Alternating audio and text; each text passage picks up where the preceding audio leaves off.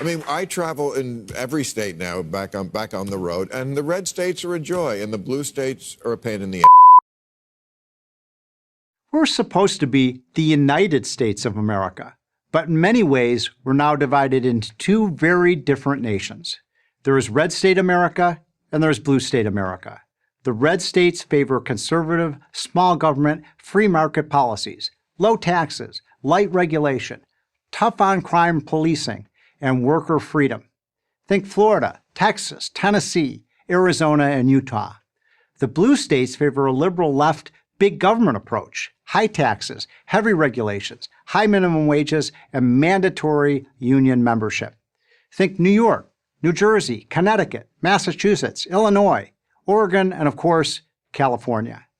Progressives like to argue that their big government, high tax policies are economically superior and thus better for the poor, minorities, and working class Americans than those of red states. Conservative policies, progressives contend, are culturally backward and tilted to benefit the rich.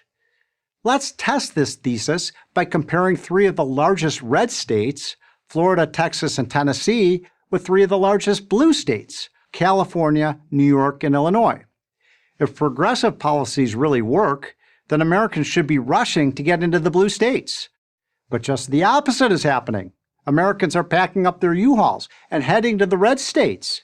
According to the New York Times in August 2020, so many people wanted to leave New York City that moving companies were turning away business. They just couldn't handle the demand. This exodus may be accelerating, but it's not new. Over the last decade, the three big blue states each lost an average of 1 million people to other states, while the three big red states gained almost 1 million from other states. Makes perfect sense. Americans like freedom. Small government means more freedom, and freedom means opportunity. Let's say you're looking for a job. Over the last decade, Florida, Texas, and Tennessee have gained twice as many jobs as the progressive states. Not only that, but your money goes further in red states. According to a 2019 Tax Foundation study, your $100 stretches to $111 in purchasing power in Tennessee, while in New Jersey, it shrinks to $89. If you're a big corporation or a small company looking for a business-friendly environment, affordable housing, or maybe just a better quality of life, where are you going to go?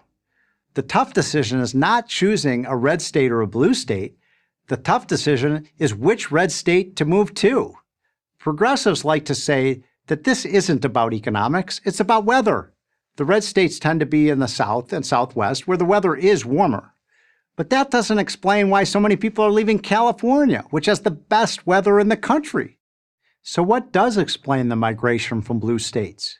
Start with taxes. The two most populous blue states, California and New York, have the highest tax rates in America, while the two most populous red states, Texas and Florida, have no income tax at all. When taxes get too high, people move to where taxes are lower. The problem for the high tax states is that these people take their money, their ambition, and their employees with them. Then there is crime. Do blue cities do better than red cities? The answer, of course, is no. Of the 20 cities with the highest murder rates, 18 are run by left-leaning Democrats, and for the most part have been for decades. And these cities aren't getting safer, they're getting more dangerous. A good chunk of Minneapolis was burned to the ground as a result of riots following the death of George Floyd. Portland had over 90 consecutive nights of rioting, not peaceful protests, rioting. Seattle allowed an entire section of the city to declare itself an autonomous zone, a first in American history. Progressive governors, progressive mayors, progressive police chiefs run all of these cities and states. Ask any resident of Los Angeles or San Francisco about the rise in homelessness, and you'll get a litany of horror stories. Both cities, of course, have a long history of progressive mayors. How about keeping us healthy and safe? Surely the progressive states with their strict lockdowns did a better job saving lives from the coronavirus. Nope. Adjusted for population, as a resident of New York, New Jersey, or Illinois, you are 3, 4, or even 5 times more likely to die of the virus than if you lived in a red state like Florida, Texas, Georgia, Utah, or Arizona. Progressives and liberal Democrats may mean well.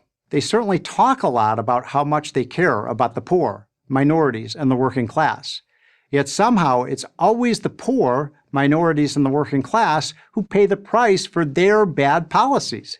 That's why those who can move do move. Those who can't get stuck with the short end of the stick. Red state America is prospering. Blue state America is in meltdown. So where do you want to live? I'm Stephen Moore, economist at Freedom Works for Prager University.